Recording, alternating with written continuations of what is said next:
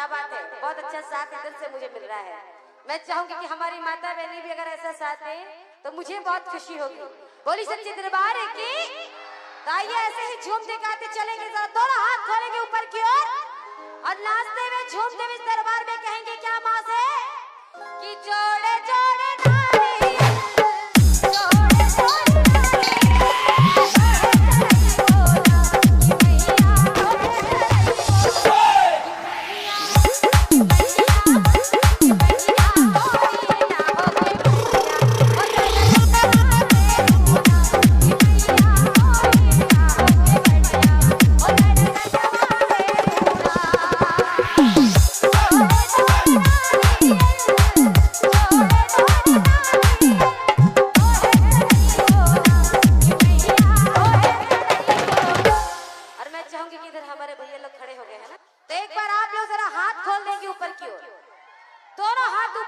पीछे वाले माँ ने हाथ दिए हैं और वो भी बहुत सुंदर सुंदर लंबे लंबे हाथ है ना। तो दोनों हाथ माँ के लिए काम में लाएंगे, दोनों हाथ के ऊपर की ओर। क्या बात है, बोली सच्ची दरबार की। तो आइए सभी हाथ खड़े करके माँ से कहेंगे क्या कि जोड़े जोड़े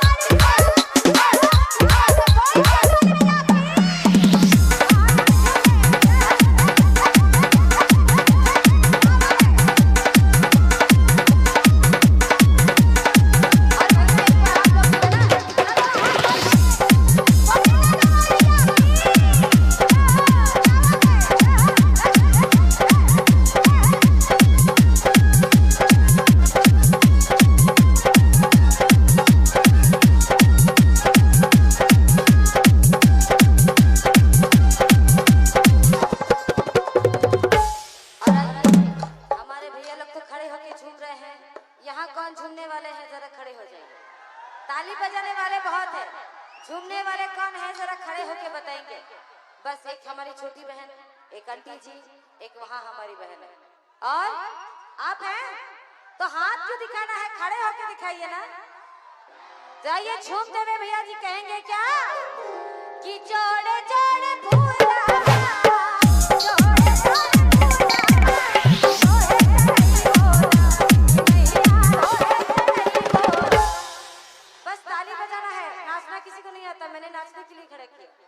मुझे पता रहता कि अगर आप लोग खड़े खड़े भी ताली बजाओगे तो बैठ के ही बजा सकते थे, है ना। चलिए एक बात बताइए, झूमना किसको आता है? आता है? चलिए देखती हूँ। बोली सच्चे दरबार की। तो आइए कहना है कि जोड़े जोड़े फूला